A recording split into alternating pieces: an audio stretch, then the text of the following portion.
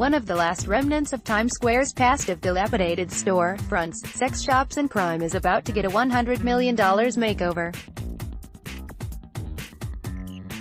The Times Square Theater on West 42nd Street has been closed for nearly 3 decades, detached from the transformation of the blighted area into a tourist destination with Hershey's Chocolate World, an Old Navy clothing store and the Nasdaq Stock Market. Now, a New York developer is reviving it. Stillman Development International LLC, which last year signed a lease for up to 73 years, is planning to restore the theater historic architecture, combine it with fresh design and lease the entire property to retailers. Stillman is betting that the former theater's high ceilings, views of the Times Square neighborhood and large outdoor space will appeal to brands that want a store that can double as an attraction and lure online shoppers from their couches. It is a formula that has been used by other retailers nearby.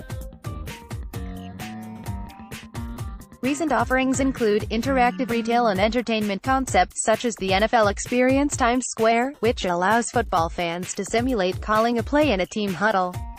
Another attraction from National Geographic animates ocean life in an immersive exhibit using advanced digital technology, 3D imagery and other special effects. "We wanted to design a project that would be insulated from the risks of e-commerce," said Roy Stillman, president of Stillman. Restoration and the theater's conversion are expected to begin this year and be completed within 2 years, the company said. The Grand Dome of the Times Square Theater on West 42nd Street will be restored.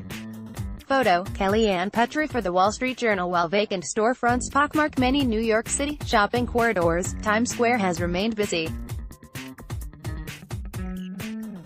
The 6-block stretch received nearly 419,000 average daily visitors in August, up 13.7% from a year earlier, according to the Times Square Alliance, a nonprofit that advocates for neighborhood businesses and public improvements.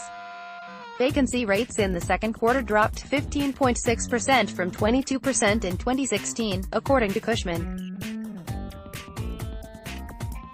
Average ground floor asking rents in the most coveted 6-block stretch along 7th Avenue and Broadway are nearly $2,000 a square foot, according to the real estate services firm. Times Square's purpose for 120 years has been to entertain, so it's not surprising to me that entertainment-themed retail and food and beverage are driving the bulk of leasing there, said Stephen Sotendy, an executive managing director at Cushman. Stillman, which has formed a partnership with South Korean financial firm Daishin Securities Co. for this venture, is spending $100 million for the makeover. The developer hired Bayer Blinder Bell, an architecture and design firm with an expertise in historic preservation. Its plan involves lifting the theater's limestone facade by 5 feet to create higher ceilings on the ground floor. The colonnade on the second floor will be encased in glass to overlook 42nd Street. Stillman is also adding a glass box of 2 additional floors and outdoor space. A view from the stage of the Times Square Theater during renovation. Photo, Kellyanne Petrie for The Wall Street Journal. It said it would also restore the large, decorated plaster proscenium arch that once framed the stage, the opera boxes flanking the arch as well as a 35-foot diameter dome, moving these features to the upper floors. Stillman said it has received approval from the City Historic Preservation Committee overseeing these theater for its preliminary design and is preparing its final submission. Opened in 1920, the Times Square Theater was one of several Broadway playhouses clustered on the block between 7th and 8th Avenues.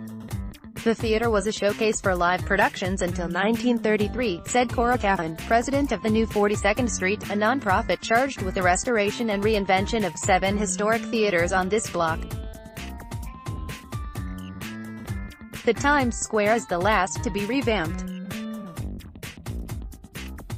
The Times Square Theater and the others later were converted into movie theaters, attracting soldiers on leave to West 42nd Street during World War II. In the 1970s, adult entertainment shops and go-go bars took over the block. Historic theaters, including the Times Square, mostly ran third-run movies, slasher and action films, Ms. Caffin said. The Times Square Theater's revitalization has had several starts and stops.